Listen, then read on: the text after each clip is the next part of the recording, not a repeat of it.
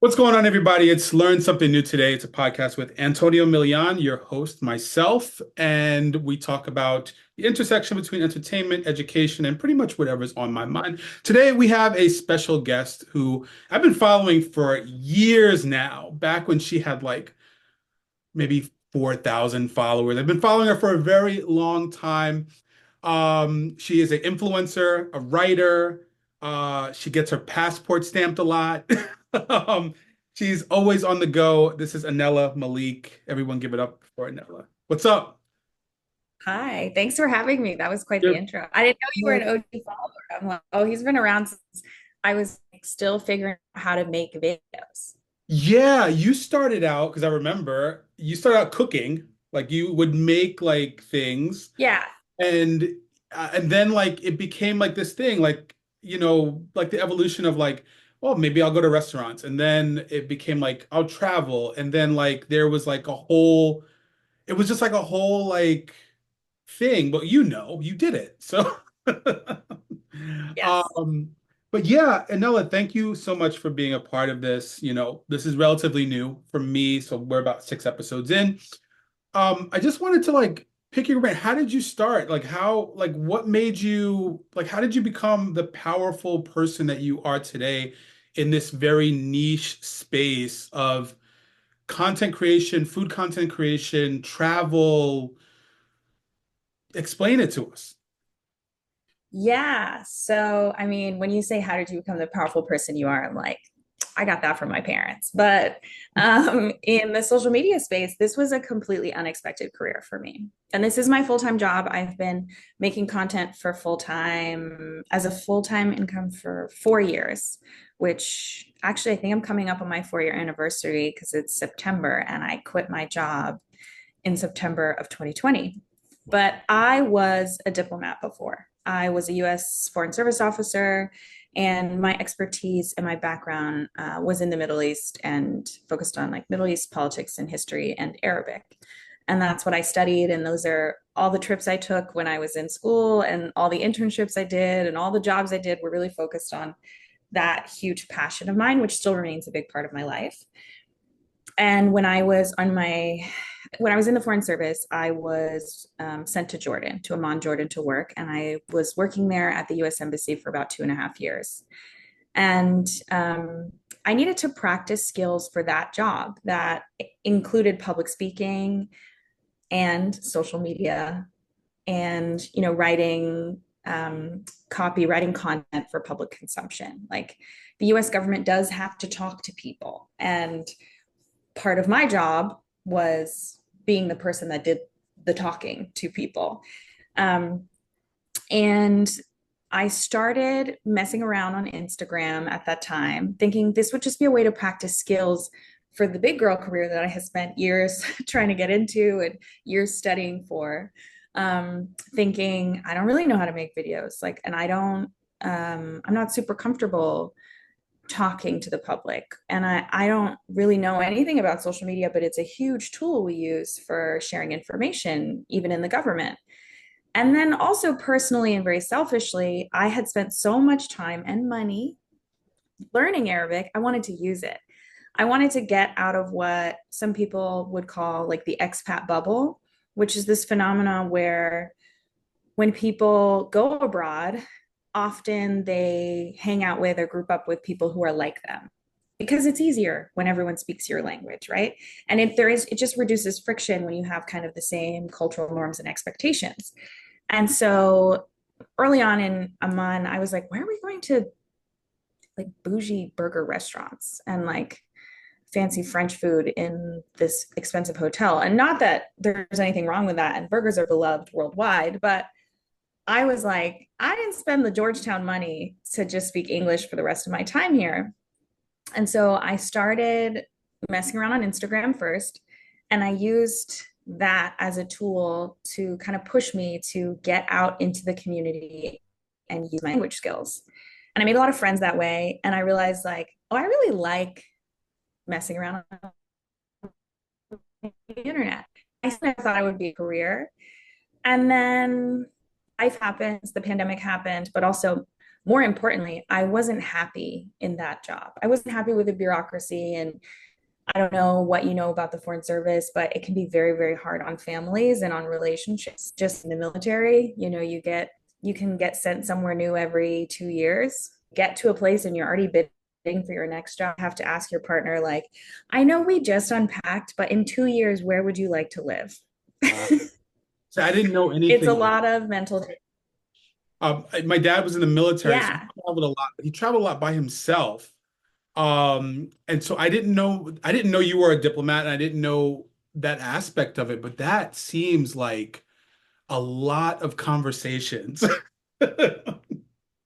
It's hard. And I mean, yeah, the process of being like, I don't even think I was fully a year into my tour in Jordan before we had to start having conversations about where we wanted to go next. And the process is uncertain. It's like a bidding process. It's almost like dating. Like you put out some feelers, you set your preferences, and then jobs have their own preferences, and nothing is certain. And that was incredibly difficult for me.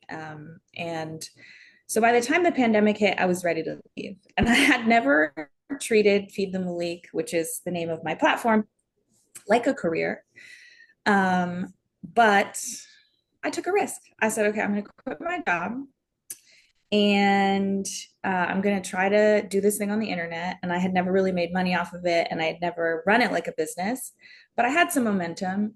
And I will say I felt secure enough to do that because I figured, well, all through uh, even beginning in high school, undergrad, and grad school, I always worked in hospitality. Like that's how I helped pay my bills and helped pay for school. So I always thought, if this Instagram thing doesn't work out, I can walk down the street and get a job at a restaurant tomorrow. Absolutely.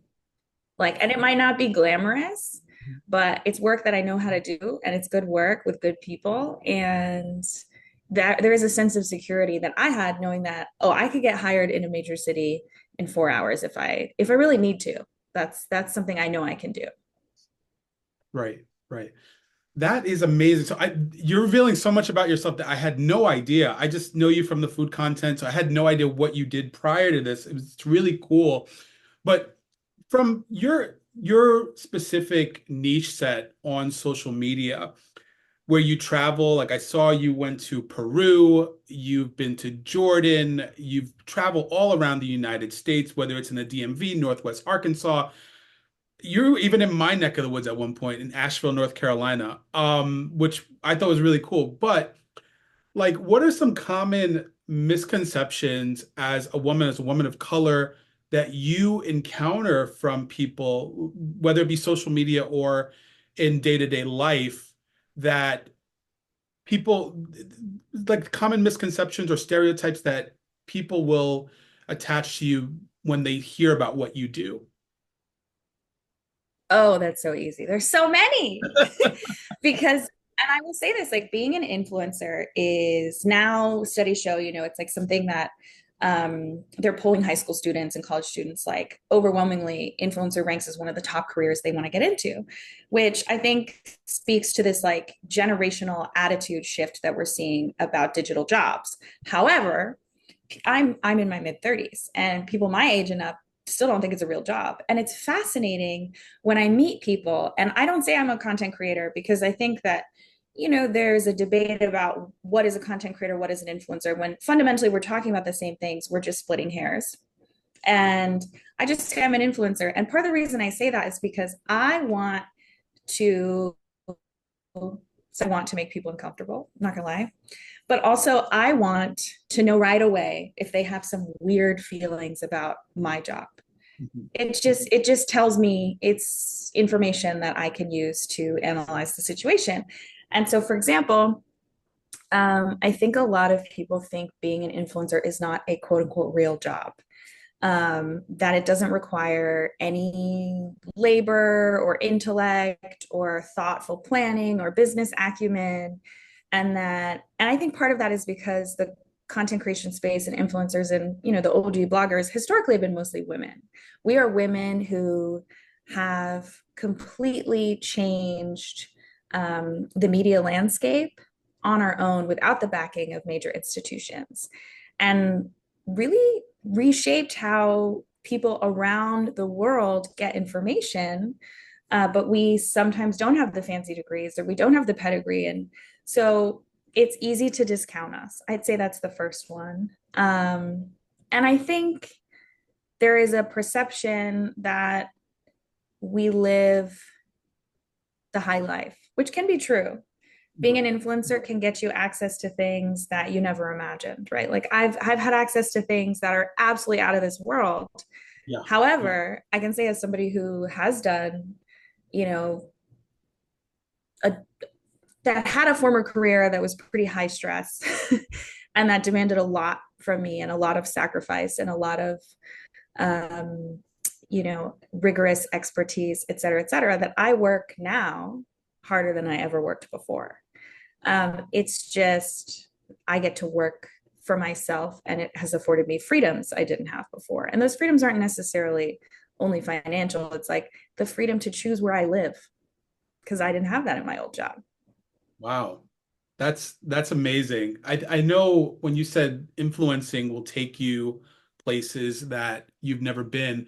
In my personal experience, I have been doing this for less than a year. So, and I have been all around the country this year. And it's not like these are people that are contacting me and it's like, what will it take to work with you? And I'm like a plane ticket, a couple dollars, and like a hotel room. And like I had to really reshape, I had to really reshape how I did this because I was like, wait a minute, like, I have to, at the end of the day, I have bills, I have daycare, I have things like that. I need to up the ante a little bit and ask for more. So when I tell people that I don't say influencer because I don't like the negative connotations that people have. I definitely respect you for saying it, but I say content creator, and usually they'll say like, oh, somebody said to me, so you do OnlyFans? I'm like, no, no, not that tight. Uh, Another thing is, I just want to throw it out there. Content creation influencing is real work because it brings in real money.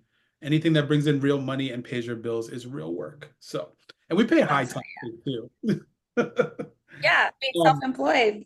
When you were like, "Oh, I only need a couple dollars in a plane ticket," in my head, I was like, "He needs to charge more than a couple dollars yeah. because you're gonna be paying taxes." Okay, Right, right, and right, right. we live in a country, for example, where healthcare is attached to your job. So if you're self-employed, you're paying for healthcare. Like my healthcare costs are $500+ a month. Um, that's to me is insane. Insane. Right, right. So as a woman of color, like how do you feel like about the diverse landscape, specifically when it comes to food content creation or like travel content creation? Because if you scroll Instagram long enough or TikTok long enough, you're just gonna see white face after white face after white face, and they all kind of have a look, right? They're thin, white, tall, whatever. Like, how do you feel in your specific role you're promoting diversity, and like, do you see it as your responsibility to promote diversity? This is such a fascinating question because I do think that in in 2024 that if you have a platform, if you have influence, you have a certain level of responsibility. To be truthful with your community, to think about the impact of your work.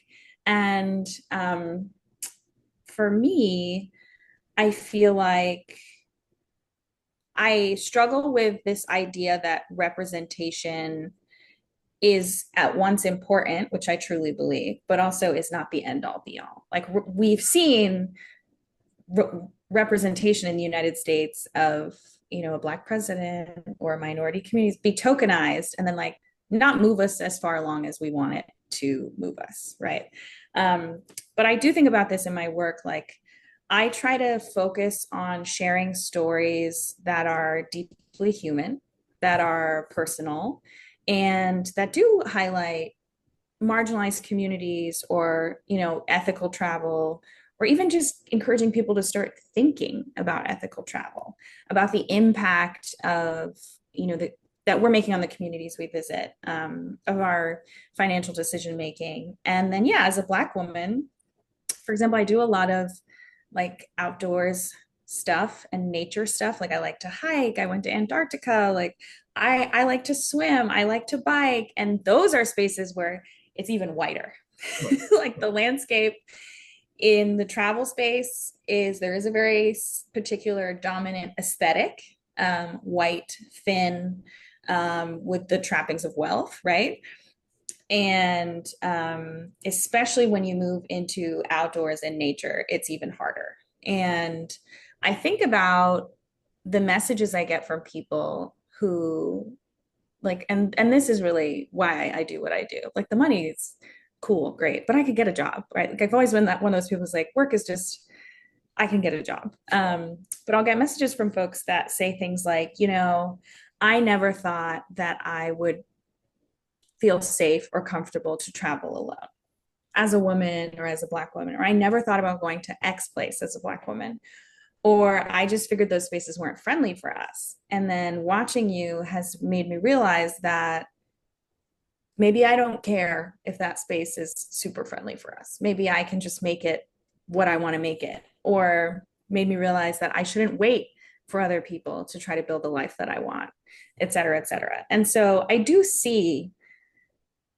the importance of representation in my work, right? And the impact it has on people's actual lives. And so, in some ways, I think of my work as very subversive, even if it feels like it's just restaurant reviews and trips. But I always struggle with this sense that, like, representation is not the end all be all. Understand, respect it. 100%. 100%. How has your own cultural black background influence affected the work that you do? Like, your upbringing, maybe different from the places where you go or the places you've experienced. How has your upbringing like helped you navigate this? Yeah, so I would say, right, I'm multiracial, and my dad was African American. My mom is like Asian American, and I grew up in a household that was very culturally nuanced, blended. And my parents also really emphasized that I could do or be anything. And that was like, I think, a really, especially coming from my dad had been active in the civil rights movement and in some ways was very disillusioned with the promise of America Mhm. as like an older Black American. And could be very disillusioned with this idea of like, the American dream and equality and progress. Right. But at the same time, my dad, I think, really gave me perspective in that he was like, you're going to be uncomfortable sometimes. It's going to be hard sometimes. Sometimes it's going to be hard in ways that feel deeply unfair. However, I did not live this life that I've lived so that you would be limited by your identity or by your gender or any of those things. Like you can do and be anything. And my mom is very much kind of has the same approach, though she's much more of a softer, steadier voice in my life. And I think that in some ways, or in many ways, like that profoundly shaped even the way I do content. Like I don't feel, and yes, some of this is because I have a lot of travel experience. I've been traveling since I was a kid because my parents took me to travel with them. Yeah. But I don't feel the same fears I think that a lot of people feel about going to new places. Like people ask me, well, I've always dreamed about going to Paris, but I've heard that, that they're very racist. And like in my mind, when I'm thinking about the things I want to do for myself, the perceptions that people have of me because of my race, because of my gender, don't really factor into my planning for myself. And I think maybe it's just like I've developed a thick skin, or maybe I truly don't care. I don't know. But a lot of that comes from this sense of profound freedom that my parents wanted to instill in me. And it's freedom in a way that I think like a lot of people won't understand, because when we think of freedom in America, we always think of money. Right. Right. not necessarily the freedom to travel. I know for me personally, my travel it's very much the opposite. Like I see these videos on TikTok of like racism in Italy and France, and I'm like, you know what? There are too many places that have brown people that are beautiful that won't treat me like shit, and I'll just stay over there. Like So I feel that. I totally feel that. And I get that some people like are like, I don't want to deal with this shit. Like I just don't.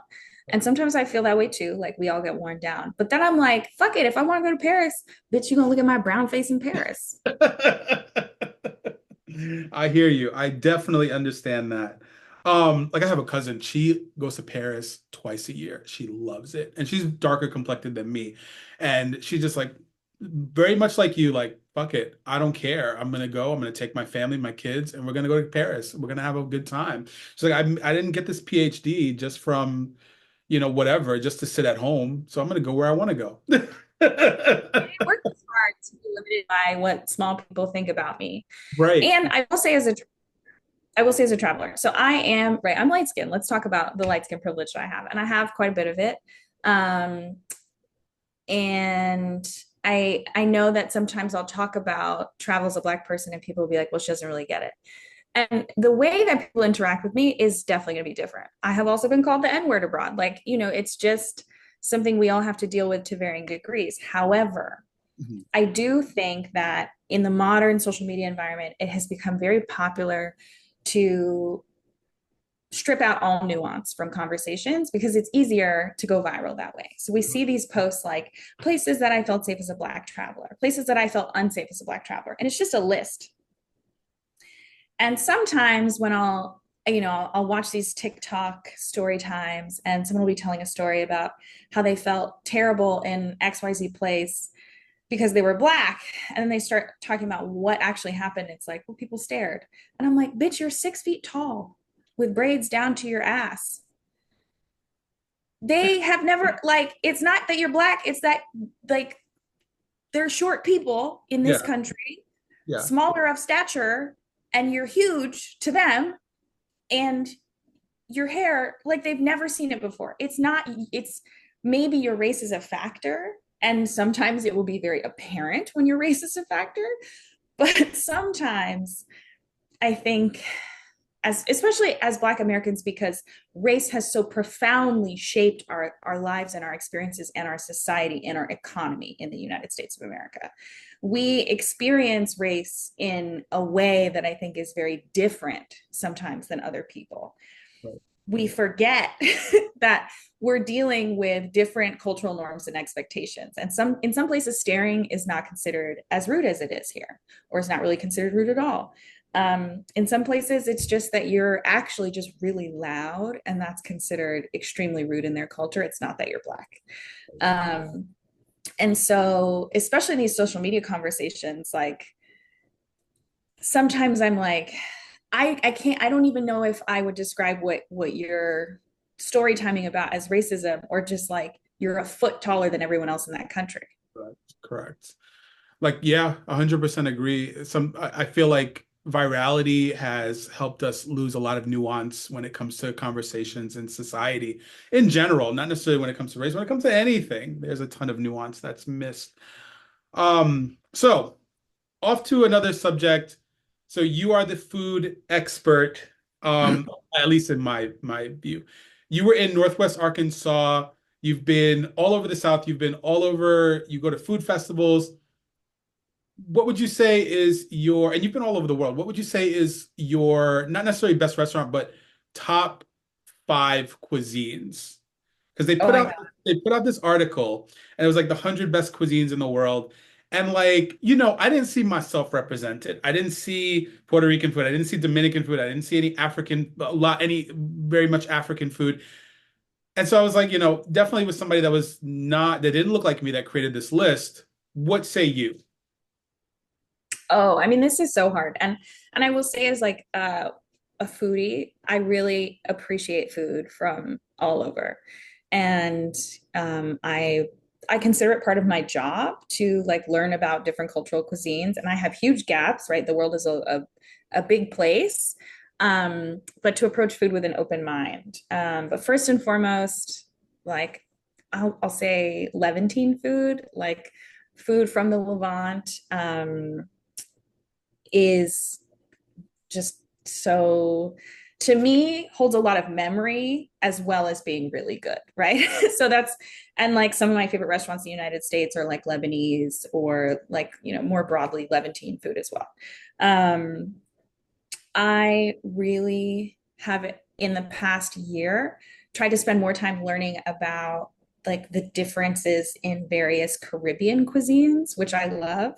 And so right now, that's like one of my favorite things to do or explore.